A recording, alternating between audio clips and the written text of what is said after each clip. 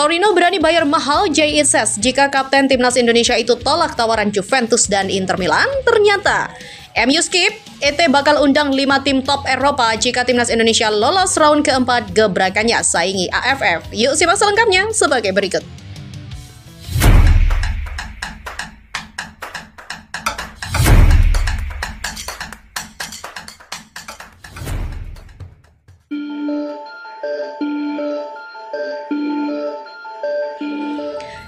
Klub Serie A Liga Italia, Torino, dirumorkan bakal memberikan penawaran menarik untuk kapten timnas Indonesia Jay Itzes. Tak tanggung-tanggung, Jay Itzes bisa saja masuk ke daftar pemain dengan gaji tertinggi di klub apabila Venezia menerima tawaran transfer dari Torino.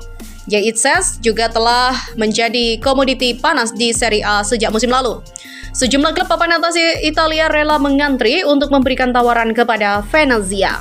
Mulai dari Inter Milan, Juventus, Atalanta, Bologna, hingga Genoa dirumorkan siap membajak Jay Itzes dari Venezia untuk musim depan.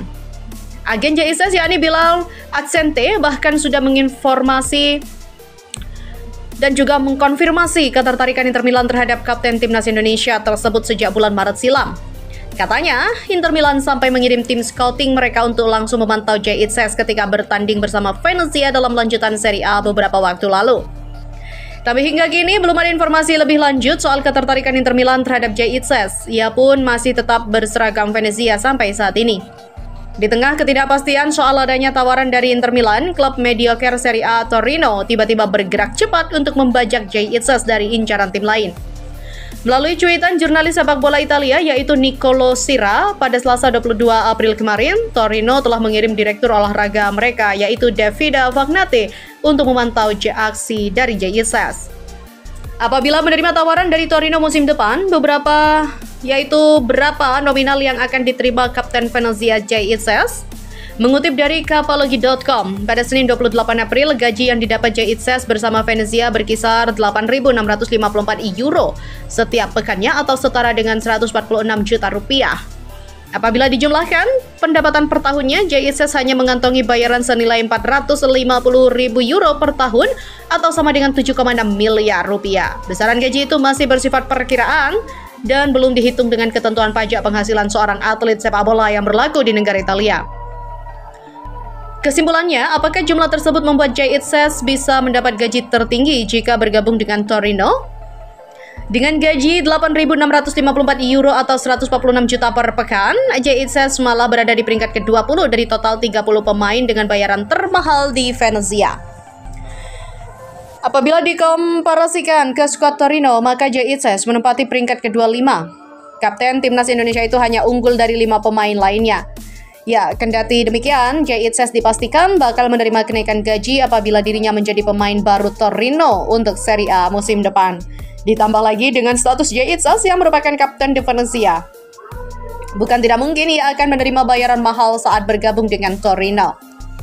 Sementara Erick Thohir bakal mengundang 5 tim top Eropa untuk beruji coba dengan timnas Indonesia bulan November mendatang. Namun, terlebih dahulu, timnas Indonesia harus lolos terlebih dahulu ke putaran keempat kualifikasi Piala Dunia 2026 zona Asia. Pada pramusim tahun ini, memang Indonesia kembali harus gigit jari karena tidak ada tim Eropa yang mau mampir. Justru negara tetangga, Malaysia, malah kedatangan tim sekelas MU, meski setan merah sekarang terdampar di klasemen bawah Liga Primer Inggris. Tapi Erick Thohir ternyata bisa saja mendatangkan beberapa tim top Eropa ke Indonesia, tapi kali ini levelnya timnas bukan klub lagi. Tentunya adalah untuk diajak beruji coba dengan timnas Indonesia, agar pemain terlatih beruji coba dengan level timnas yang lebih tinggi peringkatnya. Beberapa tim berpeluang didatangkan oleh Erick Thohir ke Indonesia, peringkat yang jauh dari peringkat timnas Indonesia.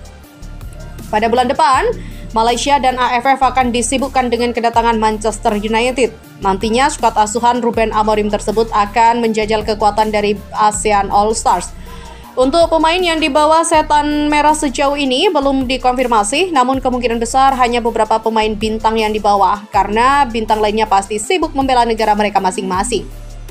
Hal yang sama juga dirasakan oleh ASEAN All Star, mengingat ada beberapa pemain yang batal bergabung karena harus menjalankan tugas membela negara di agenda FIFA Matchday.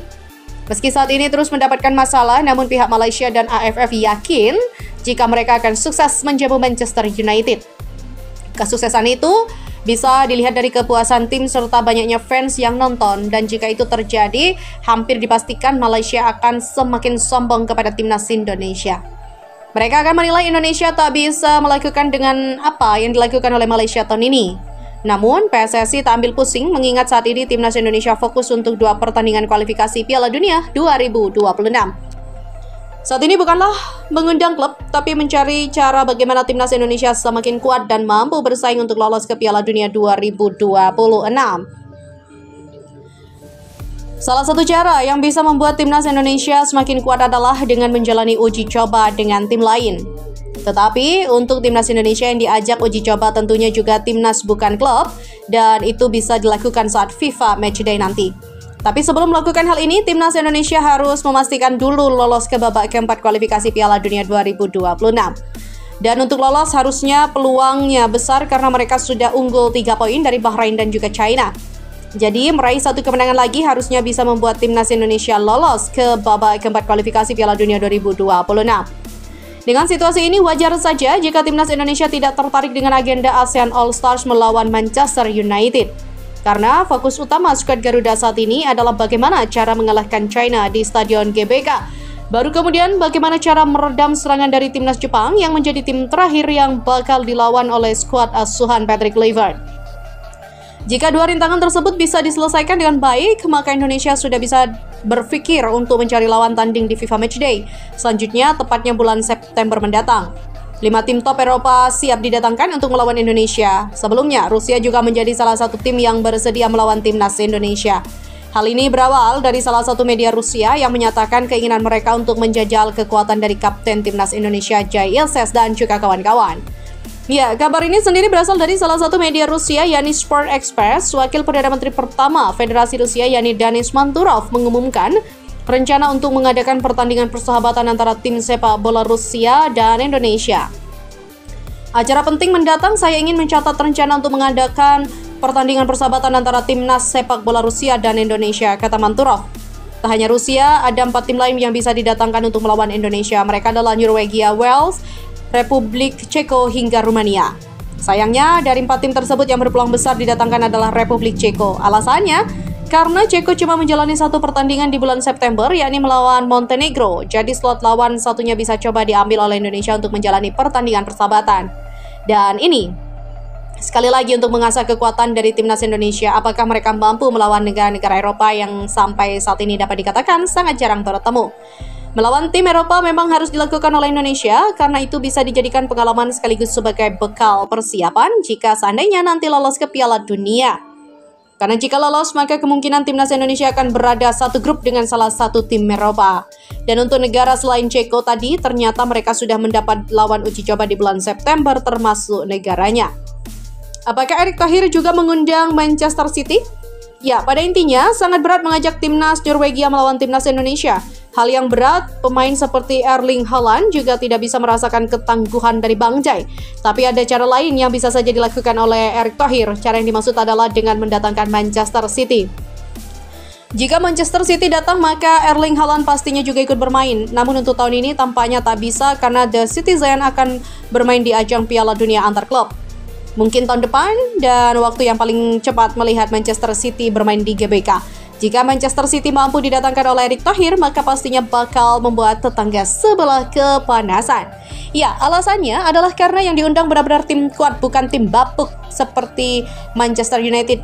Hampir dipastikan tiket yang dijual juga akan ludes terjual. Menurut data yang ada, fans Manchester City di Indonesia ternyata juga sangat banyak, meski kebanyakan mulai menyukai Manchester City semenjak tim tersebut dipegang oleh Mansur bin Zayed Al Nahyan, yang merupakan anggota keluarga kerajaan Abu Dhabi dan wakil presiden Uni Emirat Arab. Fokus utama Erick Thohir adalah timnas Indonesia. Untuk fans yang kecewa karena tidak ada tim Eropa yang berkunjung ke Indonesia akan tergantikan dengan pertandingan antara timnas Indonesia melawan China. Pertandingan itulah yang saat ini menjadi fokus utama Erick Thohir, sehingga tak heran dirinya membatasi bahwa para pemain timnas Indonesia untuk ikut bergabung ke tim ASEAN All Star. Alasannya adalah karena pemain timnas Indonesia akan segera dikumpulkan pada akhir Mei mendatang. Mereka berkumpul untuk menjalani TC di Pulau Bali sebagai bentuk persiapan agar mendapat hasil maksimal ketika melawan China dan Jepang. Lebih lanjut, untuk 2 laga ke depan, nantinya Indonesia minimal harus mengalahkan China jika ingin lolos ke babak selanjutnya. Dan untuk peluangnya harus besar karena selain mendapat dukungan dari fans tanah air, timnas China juga tengah dalam kondisi kurang baik dan itu terbukti karena skuad asuhan Branko Ivankovic telah mengalami kekalahan dalam 3 pertandingan terakhir. Sementara untuk melawan Jepang, timnas Indonesia tampaknya akan menunjukkan mode nothing to lose karena peluang untuk meraih kemenangan sangatlah kecil. Maka dari itu, tugas dari Indonesia adalah bagaimana cara menahan serangan dari Jepang.